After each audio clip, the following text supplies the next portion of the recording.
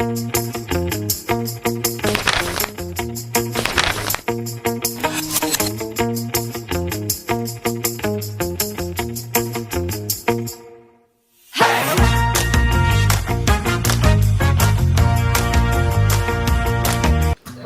morning here in Rome. It's our last day.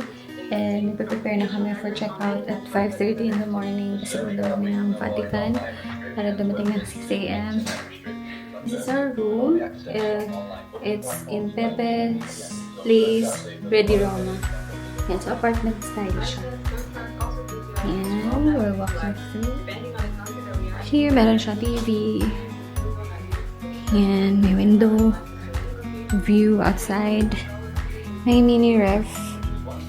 Tsaka coffee maker. May kettle.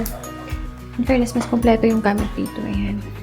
Meron siya lagayan ng damit. And ito yung higaan. Medyo magulo. Ayan. Meron din dito mirror. And yung CR.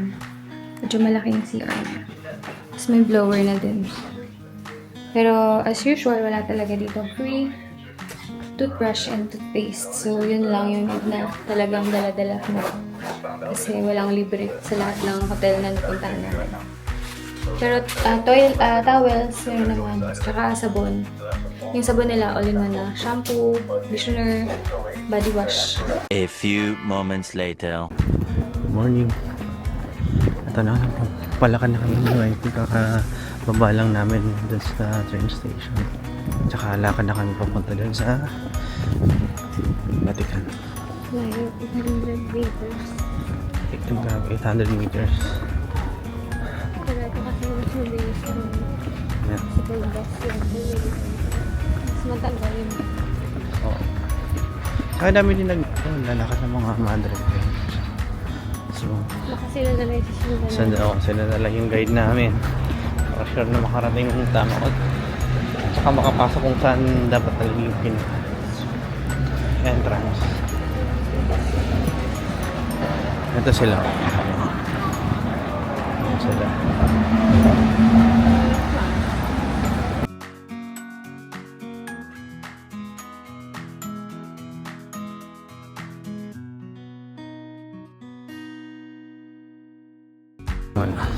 Ayan, Città del Vaticano. Yeah. Yung halaman.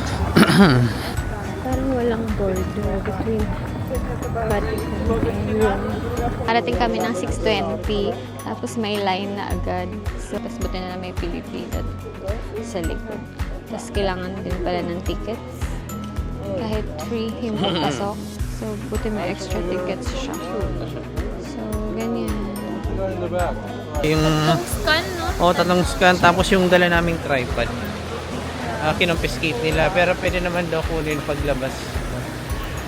Piniksura na lang namin para sure na evidence. Paano natin kukunin yan? Iba exit? Pupunta tayo dun kung saan tayo pumasok. Nakaupo na kami.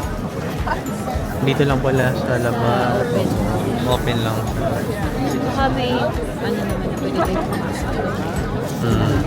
Pakita natin yan. Palm Sunday, Palm Sunday. Kaya siguro, mas madami siguro, mas madami. Ang daming security sa room. Daming tao. 6 Ave Maria, piena di grazia, il Signore è con te. Tu sei benedetta fra le donne, e benedetto è il frutto del tuo seno, Gesù.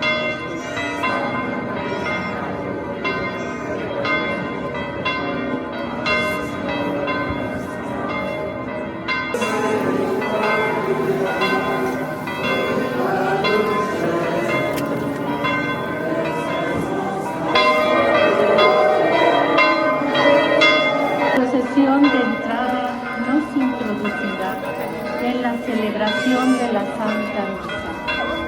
Pongámonos a partir.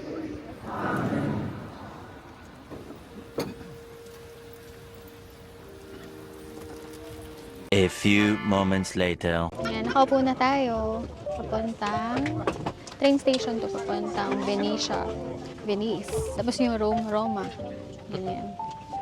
Tapos, Ayan, 12:55 pa naman. Buti malapit lang to dun sa sa hotel natin, no? Parang 4 stops lang sa Ready Roma. So, ang hirap lang hanapin kasi sobrang taas ka na, no? Mga 5 floors yata, galing sa pinaka-train station ng normal train. Tapos akit ka ng pinaka-tuktok. Parang 5 akit. Eh, sabi ng mga tinatanungan natin, second floor. Tapos sa taas. Tapos, hanggang sa pag tinatanong mo, nandun pa pala sa pinaka-tuktok. Grabe. Pero ano siya, parang siyang, no? Parang airport, ganun yung style. Meron siyang screens. Tingnan mo dun kung anong parang counter ka or area, 5, ganyan. Parang yung gate boarding, ganyan. Kung anong kulong. Oo. So, titingnan mo lang dun. Siguro mga saglit lang eh. Before, pagdating natin, 20 minutes before, saka pa lang lumabas yung gate number. Tapos marami din ditong pagkain. Ang daming train stations. Yung nakuha ko pala is Ipelo from Globe. Nasa 7,000 for 2 papuntang Venice. Nasa 4 hours. 4 hours yung biyahe. 12:55 to 4:55. Matagal-tagal din. Kaya napabili na kami ng McDo. McDonald's. Nagdadala kami ng burger. Convenient. Fish fillet ulit sa akin. Tsaka chicken burger. Meron din pala dito. Sa Meron labas nga kami din na. McDo. Oo. So, kung mahaba yung oras nyo dito sa train, pwede kayo bumili ng McDo. Kami kasi nagmamadali. Parang along the way na lang. Malaking ganyan dashboard dun sa labas. Tapos, tingnan mo na lang kung anong gate ka. So, nakalagay dun sa labas, gate number 5. Nanap lang namin. Malaki siya eh. So, kailangan din talagang agahan para mahanap mo agad. Kasi kung hindi, kakagilapin mo pa saan, paano gagawin. So, at least siguro 1 hour before yung travel time para sure na hindi ka maligaw and on time.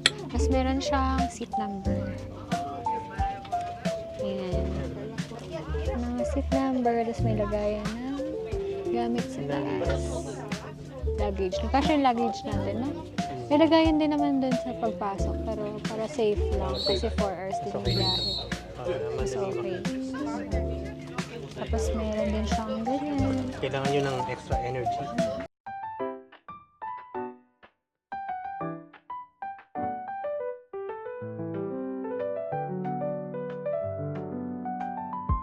One eternity later. Hi guys, we just arrived dito sa Venice and malapit lang yung room namin sa station na Venetia Santa Lucia. So, parang 3 persons yata to, no? 2 kama, yung isang laki. Tapos may private external bathroom naman siya. And then, yan. Ang ganda nung painting nyo. No? Parang pang ancient times. May mirror. May isang upuan. May TV. And balcony. Mayroon small balcony. Ayan. Ito yan sa labas. Maulan dito. Ayan. So, baka tomorrow morning na kami gondola ride. Tapos yung kulay ng halos pare-pareho, no? Kulay ng buildings. Nakakalito tuloy hanapin. Yung building, hotel name dito namin is Hotel Agli Artisti. 5K siya per night.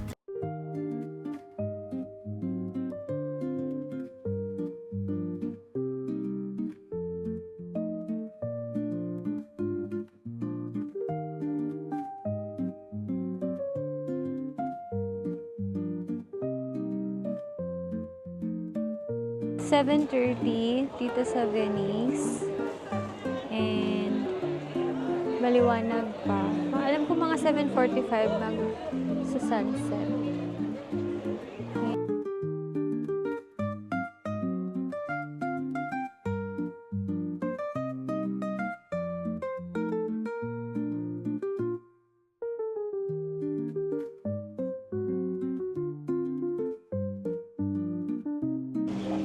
lamig dito. Naisip ko pa naman yung OOTD ko sleeveless. Sleeveless and skirt. So, bukas ba sa gondola for OOTD? Kailangan ko pang katawanan yun. Gadala na lang ng jacket. Pero for picture, should be yun. Ay, lalaki ng ibon nila dito.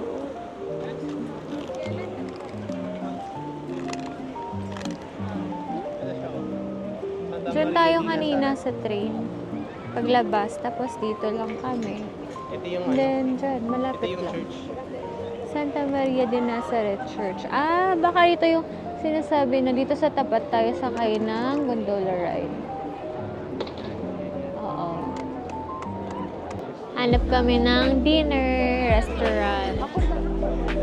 Maraming restaurants pero ang hirap maghanap ng legit. Saka fair price.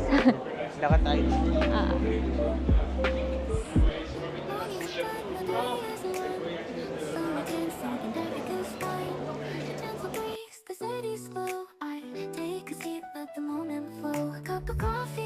Sugar falls in, I stir it slow, let the calm begin.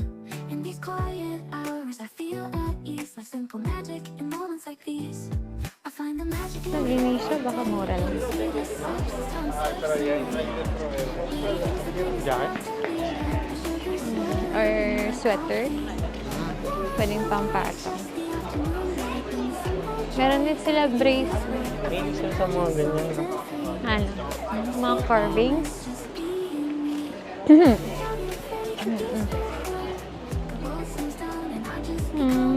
For wholesale. How much? Wow! Wow! I can smell the chocolate. Pistachio. Pistachio, also for you, Lady Limoncello with alcohol inside. Hello, Hindi naman na yung sa kailangan mo na Ano? pumasok para mabigyan ng libre. Sarap. National. Happy pistachio. Kanya. 12. Dito sa Venice bilihan. Mura lang ito dito yung mga ref magnet. Wow, sobrang laki ng pizza. Like, it's so big. Yung pizza, di ba? Ilang pizza na to? Isa, dalawa, tatlo, apat, limang kamay na. Good for 5 na to. Sorry. Tapos, ito yung orange spitz. Orange spitz na. Ayan. Laki nga. Wala kasing option na small or medium large. Yun lang. So, ito na yung pinakamalaking pizza na na-order namin dito. It's in La Lista, near our hotel. Nasa 15. 15 inch? Wow. And carbonara. Hindi, mukha lang siyang maliit. Pero marami to. Tsaka heavy yung noodles. Ayan, let's taste. Tapos tiramisu for later. Na-serve na yung tiramisu. Ayan. Nabasa ko online. It's the best daw. Ito yung nasa top 1 na recommended menu nila eh. Tiramisu. Birthplace daw talaga ng tiramisu is in Venice. So, try natin to. Pero yung sa Co-op, ay yung Carrefour yun, no? Yung binili natin sa Carrefour na tiramisu hindi masarap. Sobrang tamis. Hindi okay bumili ng tiramisu sa grocery. Pero yung na-try namin sa restaurant din sa Roma, masarap. The next day.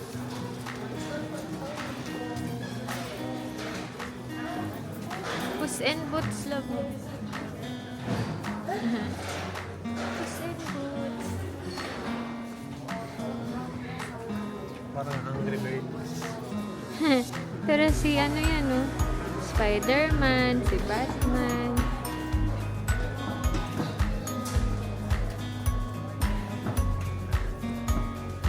Ito ang ganda. Ganda pang display. No? Ito sana libra. Kaso 90 euro. Ang ganda pang display. Check kami ng outlet store ng salamin. So, ito, like Celine. Mahal eh.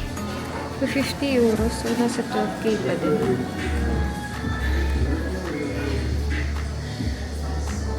Yan yung mga brands.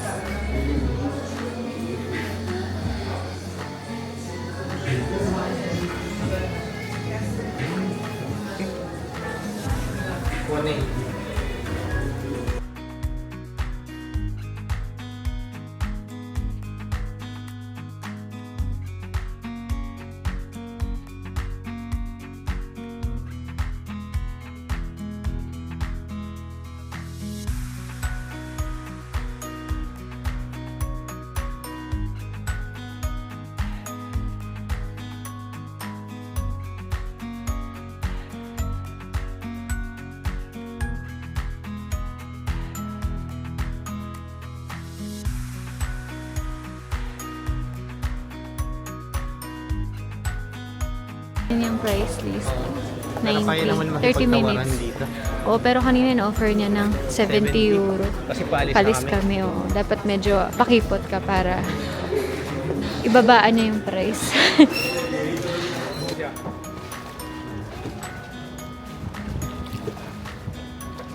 Guys, so this is 90 euro for 20 to 30 minutes tour.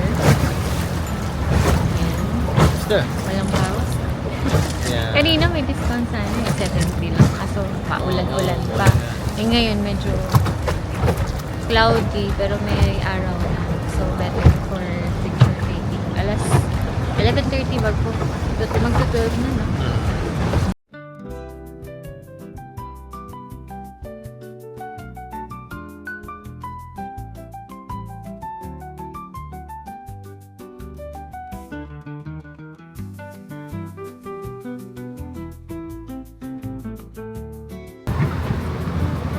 You have a lot of churches here.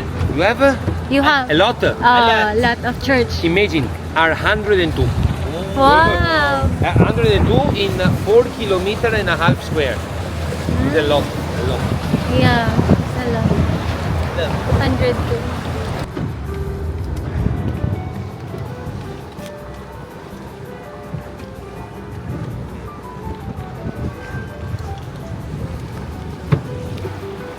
In all the Grand Canal, there are 197 palaces. Pala? Only the 5% of these palaces are private home, because the price here is crazy. Price here is between 15 to 20,000 euros per 1 meter square. It's very crazy. Venetian Casino is the oldest legal casino in the world, 1638. Was also the last house in Venice about Richard Wagner, and the same building where was filmed the movie 007, James Bond Casino Royale. Wow, Casino Royale.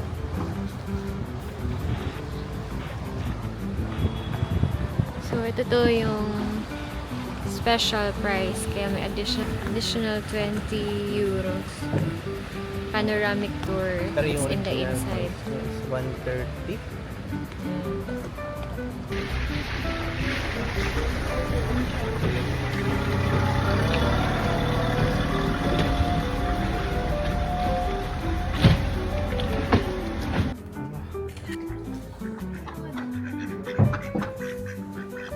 May apat na din.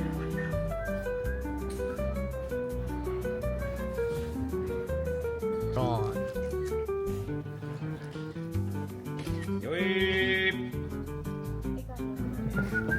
Can you say hello to our vlog?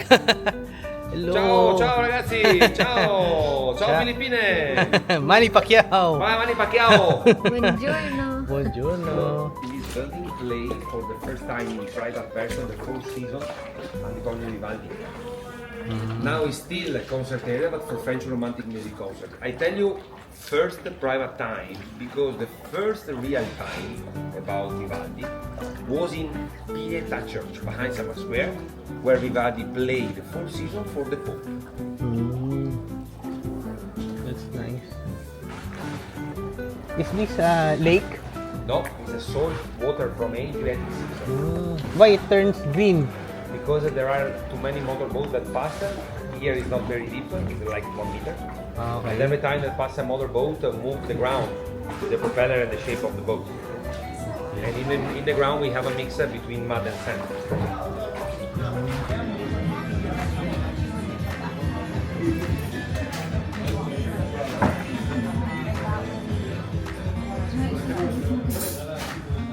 Let's eat. Our last day, ay naman kami ng lunch out kami. Para masulit yung Italian pasta. Sa kanya, last time, first one is with cuttlefish. First with fish. Recommend ko na black pepper. Masarap naman siya, kakaiba. Tsaka yung ano kasi nila, hindi ganun super lasa, no? Hindi ganun tatapang yung taste. Yung parang seasoning, hindi kagaya sa atin yung mas malasa talaga. Like yung pizza, malasa, sobrang lasa ng mga angels, ganyan. Dito hindi masyado. Pero rich in ano naman, yung parang maraming sauce, ganun. Burrata, cheese, ganyan. Ito, ano siya? Parang wala siyang mga betching ganun. Usually sa atin kasi hindi siya mabetching. sana tayo.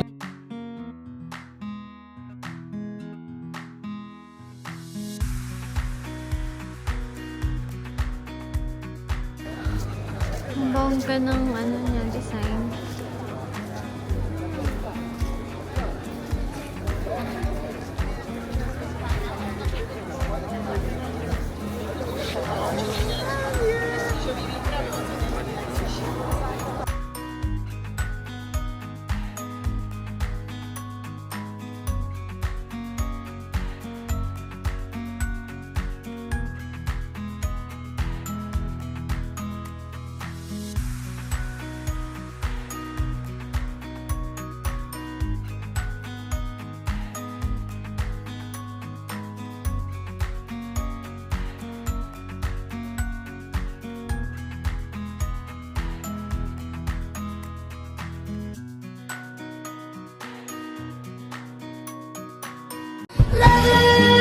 Look in my eyes, they will tell you the truth. Look up in my story.